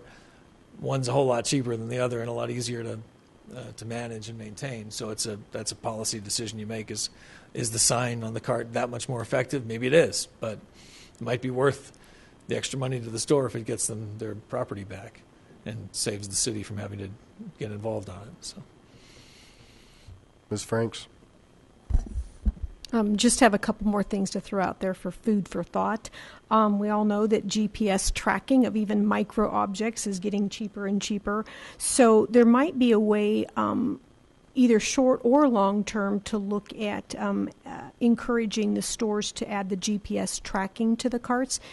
really inexpensive, and what it does is, I know that right now we're saying they don't want to replace the batteries and the going off site, but a GPS tracker allows them to assess their shoppers' behavior while they're in the store, so they're actually getting some benefit by seeing where people are shopping and moving around. So there's a nice cross benefit. So I just wanted to throw out that those little trackers are getting down to where they're like $10, $15 a pop. So we're not talking about a lot. Obviously, you'd have to mount them, but there's maybe a cross benefit with the stores, an incentive to say you're getting some intelligence based on however they'd want to implement that. Also, while I was sitting here, I did look and see about other folks that are dealing with loss prevention, and there was just one statement in there that caught my eye saying that you may need to look at multilingual signage in order to address a broader population. So I just wanted to throw those two things out there as additional items to consider. Well said. So I still have Ms. Johnson, Mr. Coop, and Ms. Shakti. Let me just do a quick summary so I'm staying, in line with what I'm trying to follow. We have some folks that want to see Alameda and go heavy. We have some folks that don't, and some folks in the middle. And a couple of things that I might suggest we look at to help move us forward is looking at what I would say is the softer Elgin model with some signage.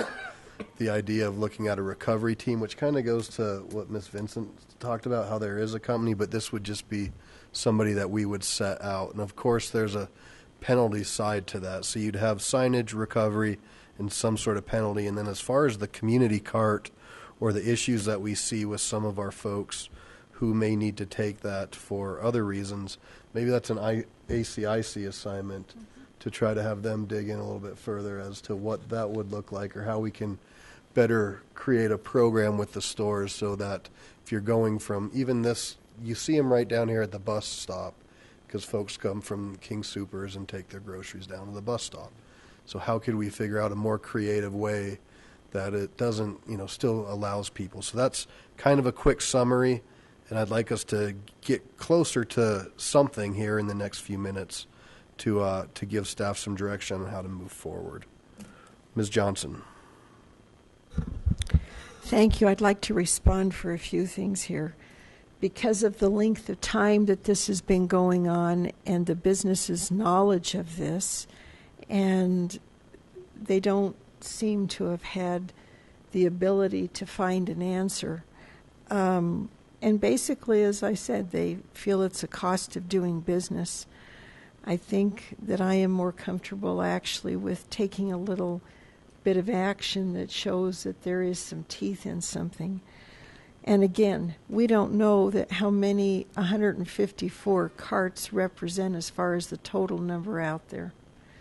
My feeling is that if there was some kind of an ordinance in place that got a message to the businesses that we're all partners in this, we're all looking at a way to make our city be the all-American city it is, and they're part of the solution as well, that the amount of carts, I think, actually would go down over amount of time.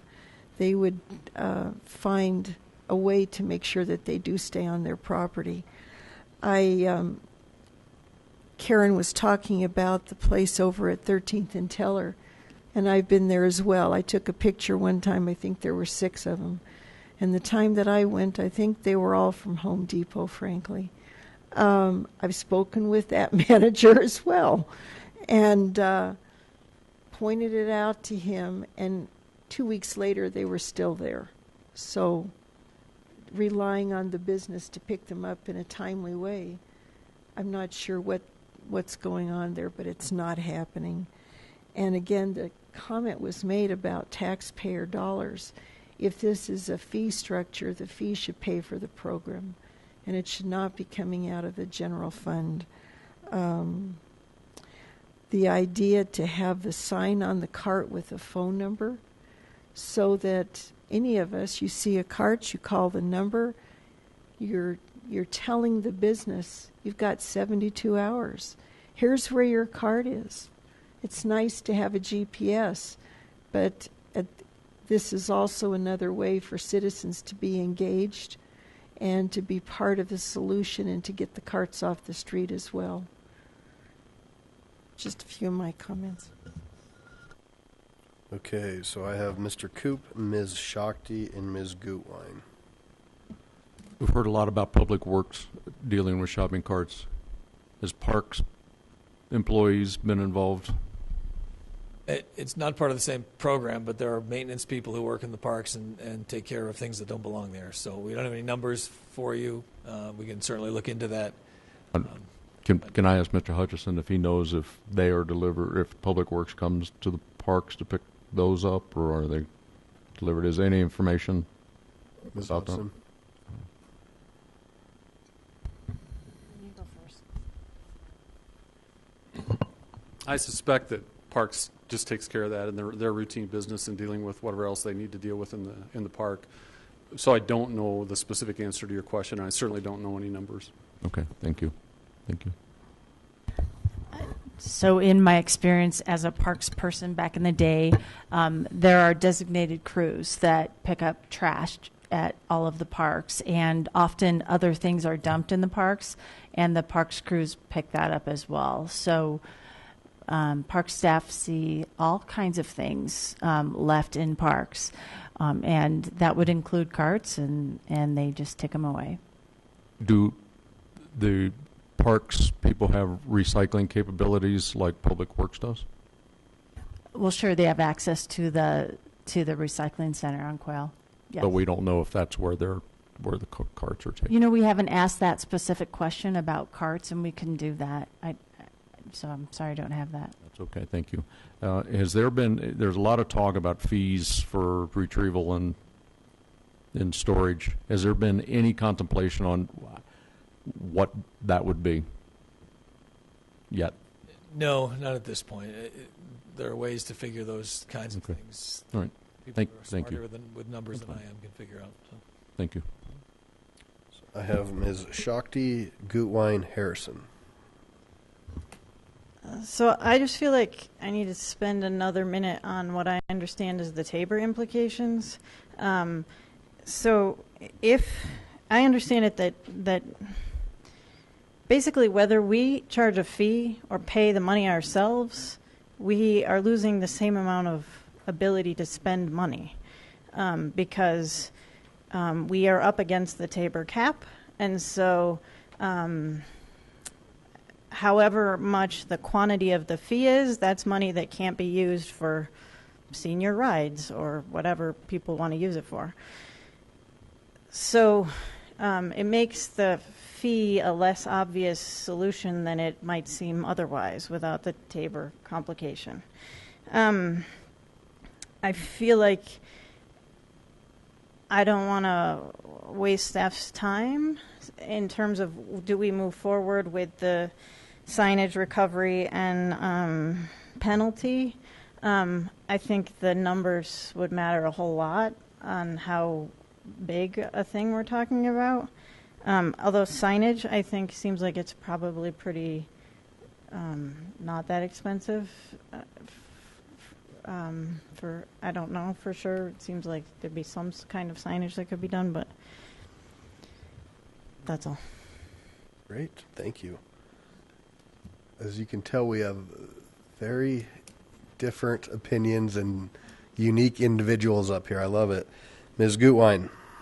Just one question. I thought I heard that the fee does not cover the cost of running this program. In other, If you're imposing a fee, it has to be closely tied to the cost to the city for that service. So if you're talking about a retrieval fee, then it's a calculation of what it costs to send someone out and have them stop, pick up that cart, bring it back, send the notice or give a call, whatever they do to notify the store. That has a calculable cost. Just as the storage, you can figure it occupies this much space. We have this much space available. We could be storing other things here. So you can figure out a rough idea of what the cost is to the city on a per day basis. And so if you charge a fee, it's to cover that service, not necessarily. It may or may not include. Well, it will include some time of whoever's administering it, whether it's a contractor or an employee.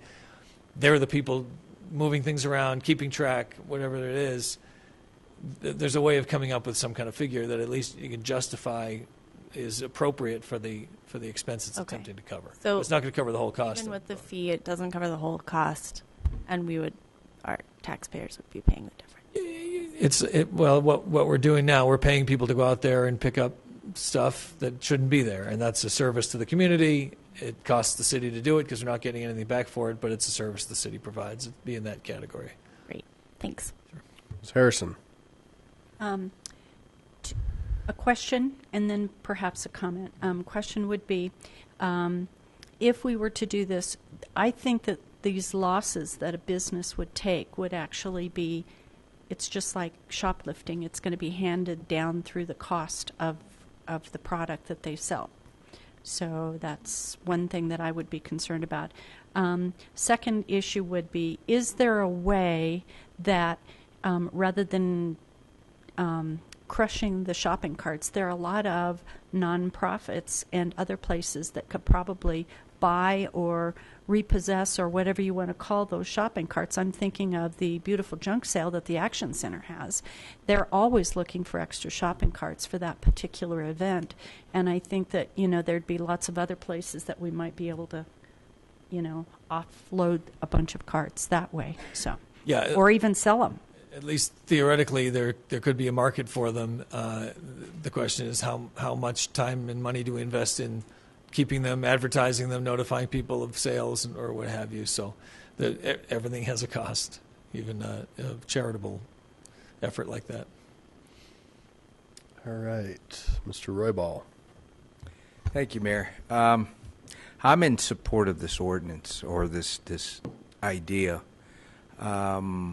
I do have questions on how we move forward once we take the carts. I think we're all losing the perspective. Why are we doing this in the first place? Is to get the carts out of the streets, get them out of the right-of-ways, get them away, get them back into the stores where they belong. And I think that's where we need to stay focused. So my thought is, after reading a lot, talking to a lot of companies, I think that once we create an ordinance and we let the stores know that we're serious about this, I think they'll start retrieving their own carts. Their carts are expensive, and they'll take charge of it. And I think the cost or the actual monthly carts that are out there, you're talking about 20 carts a month, roughly. I think it'll drop down to 1 or 2. I mean, we're still going to have them, but I think if we create a positive venue to let the businesses know, hey, we're not going to tolerate this. This is what we have. This is our intention is. Just letting you know that you have to accept responsibility for your carts. So that's just my 2 cents worth. Mr. Abel? I'll try to make it quick. A lot of the arguments I'm hearing here, you could apply to any code enforcement ordinance we have. Tabor implications. Applies to all of them. Cost recovery. We don't recover all of our costs in any of the code enforcement areas that we collect fines or fees on, I'm sure. So I'm not sure those arguments have a lot to do with the issue at hand. Our code enforcement is built around, in large part, getting rid of eyesores, weeds, junk piles, lumber piles, dead limbs, mattresses, thank you. So we don't recover all of our costs, but we do contribute to the appearance of our community. And that's what code enforcement's all largely about. So I would suggest we ignore the red herrings and apply this like we would our judgment to any other eyesore. Thank you. And I would just say I think it's just different opinions in the way people see things differently. in their own areas. So, and that's okay. So let me get to this. So we have an option, and I need to start calling this down to see where we go. So I'll start with the one that's presented as is tonight. Is there support to see that go forward into a permanent ordinance? The California Alameda. Yeah. Okay, I see no, yes, no. Okay. So then is there, on the flip side, consensus to do nothing? No. Okay, so there's no, so we're going to do something. And it doesn't look like we're going to adopt the Alameda, and we can test that, but it sounds like it's something in the middle. And so, Mr. Abel? Can we look at something in the middle? Something that maybe would blend both things, maybe not be so heavy on the administrative side, a little more simplistic. I do like the idea that if you remove, possess, or abandon somebody else's property, that you can be found to be liable for that. So I think maybe if we meld these things together and simplify, but keep some teeth there, we'll find the solution. Yeah, I would agree with that. And I think that's kind of where I was trying to push, was the signage recovery and the means, the mechanism of some sort of, hate to say penalty, but we're just not going to, they're not going to be stored for nothing. We can't do that. Ms. Vincent? Yeah, I just need to clarify signage, because we've talked about it at the store, but we've also talked about it on the carts. I would favor something at the stores rather than each individual cart. Okay. You don't agree with that? Okay. You want it on each individual cart? Well, we can get there. Okay. Okay, so All right. I'm cool. Okay. Ms. Gutwein. I just wanted to say that, of course, I support keeping our community beautiful and investing in doing that. We have a finite amount of resources, and I just always want to spend them as efficiently as we can. And I am more than happy to consider looking at a middle ground. So, thanks. Ms. Johnson. I'd just like to say if the carts have a sign on them with the business and a phone number, then it gives the person that finds it the ability to know who to call. It gives the business the ability to know it's there and for them to pick it up and avoid all of the administrative fees and all of the hoopla down the road. You can do it upstream rather than downstream that way. I know you're just jumping to get in here. No, hold on. Yeah, hold on, real quick. I said one other comment, but I'll save it for. Okay. All right. So, what if we direct staff tonight and to take a look at something similar to what we've heard is Elgin, which is in the middle of the road, but to start to look at something that deals with signage. Is everybody in agreement on signage? I'm getting a majority on signage. On recovery. Okay, so I have majority consensus on recovery. And unfortunately, there's a fine aspect, and that's just the reality of what we're doing. Okay, so we have those defined. Wait, Ms. Harrison? I just really want to add, if there's a possibility to consider doing individual contractors and or, as what Sharon talked about, especially to start out with, to get a feel for what kind of expense, because I don't want to take on another FTE if we can figure out if it's less expensive to do it by contract. My understanding of this model is it is somebody, so we'd go out and bid this. Okay, and thank we you. would hire somebody. Ms. Hodson? Sure, that's an option. Yep. That model can go either way, with a staff person or with a contracted person. And to add some clarification when it comes to signage, when we come forward with a proposed ordinance, we'll put signage. How about if we put signage both on the stores and on the carts, and you all that gives you time to kind of think about and decide if you indeed want to do both or one or the other or however. So we'll include both.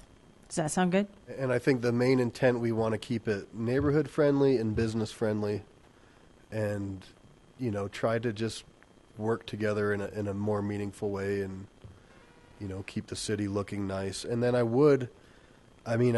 Ms. Franks brought this up, but the community card, or that idea of what do we do to help people who use these as their transportation, and they're going to go to the bus stop and they're going to get on the bus and go home. So that cart's going to be there. So would that be an ACIC assignment to try to figure out, or Ms. Shakti? I just think it depends what we do. It might make sense to wait and see what we do to... Fair enough. Mr. Abel? I'd like to remind that the use for transportation extends to folks who have their belongings in the cart and take them to where they stay each night. So we might want to consider that as well. There are legal implications there that Mr. Absolutely. Cox pointed out, as well as a humane issue. Yes, indeed. Absolutely. Okay, so is that clear enough? Vision 2020? I think it is. We have a lot of notes, and it looks like you want to model this similarly to the Elgin model. The issue with signage would be placed on stores and on carts themselves with identification of the store and a phone number for retrieval. We would have to work on what that recovery would look like when the city picks up a cart, and how the whole recovery process. We'll need to have that conversation internally to kind of make some recommendations, and then think about penalty or fines associated. And then I think we need to do a little more work in terms of individual contractors that are available, of what that might look like as an option in lieu of an additional full-time employee. So we'll work on this and come up, and you all can, and we'll have a draft copy, and you can look at that and make whatever corrections, modifications, deletions that you'd like. Appreciate that. In the meantime, could we please have the Elgin sent to the City Council? Yes, we're happy to do that. So a good understanding there.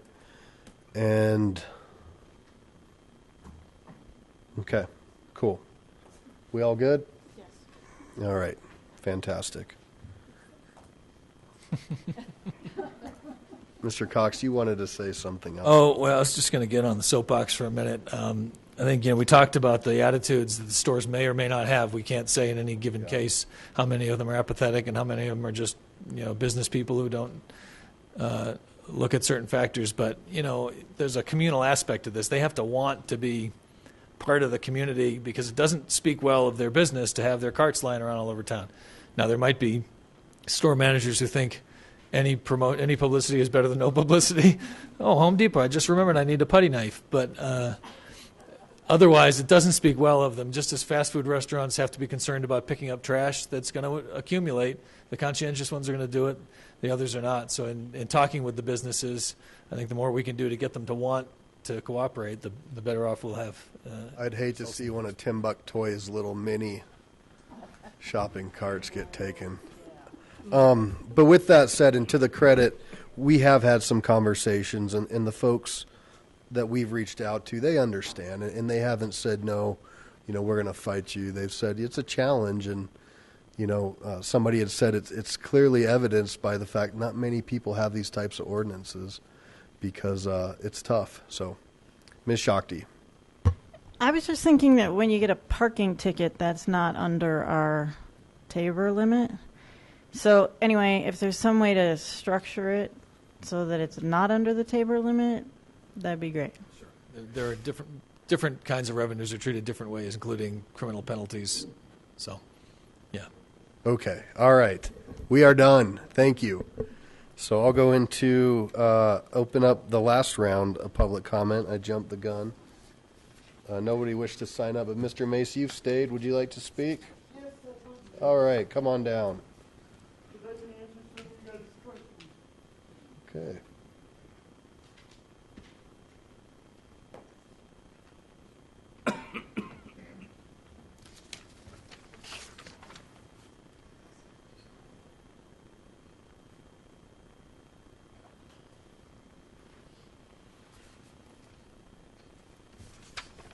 Welcome back. Thank you.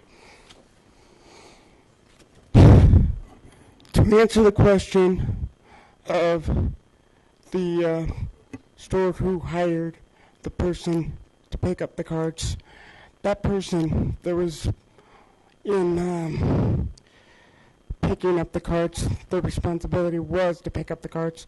How much they were getting paid was $1 a cart. So I asked that question a while ago, and they said $1 a cart.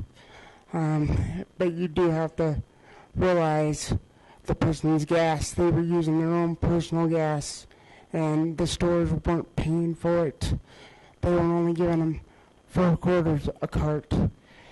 And the other question is, if I'm understanding correctly, is the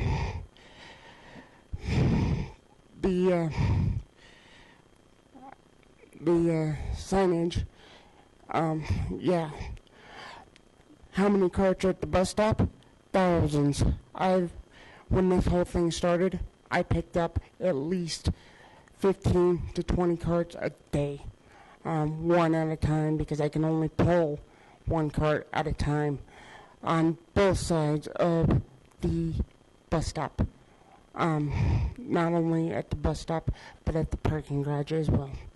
Thank you. Thank you, sir.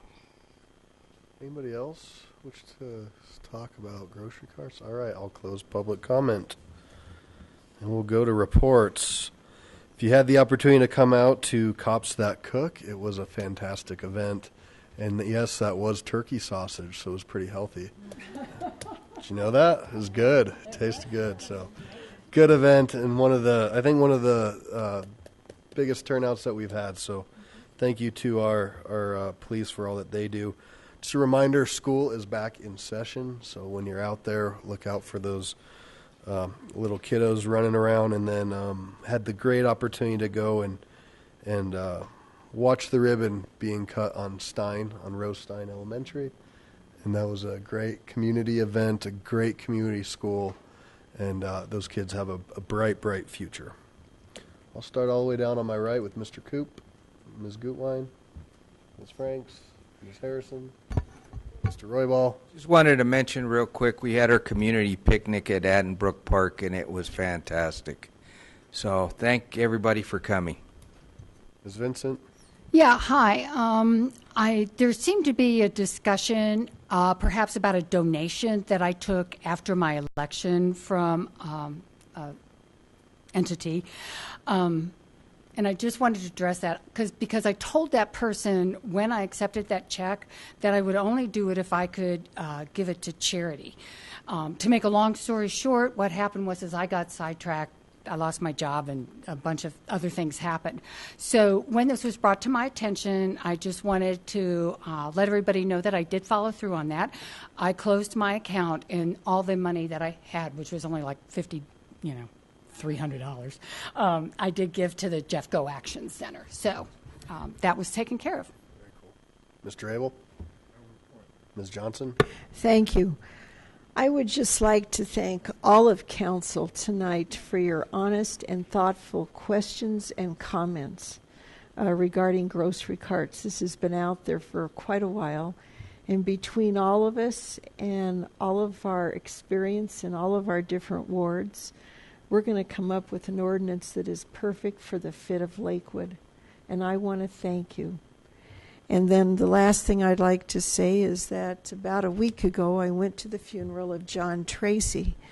Many of you may know him. He was the publisher and editor for the Sentinel, or he was with the Sentinel, I want to say, for 34 years. And goodbye, sweet friend. Thank you. Ms. Shakti. Today, my husband and I drove 12 hours to see the eclipse, and it was totally amazing and worth it. So that was great. And then Saturday ward meeting, I'm going to miss the Saturday ward meeting because there's a Denver Regional Council of Governments retreat. But Pete will have the meeting as usual. Ms. Vincent? Yeah, I just wanted to clarify. Some people may have heard that I donated $5,300. It was $350 in case there was an error. Thanks. Michelle? Mr. Cox? Ms. Hodson? All right, well, thank you all for coming out. Thank you to our police, as always, for hanging out and keeping us safe, and kept the chief here all night, too. So we are adjourned at 8:58. Find the things that you do will make me feel alright. You know I work all day to get your money.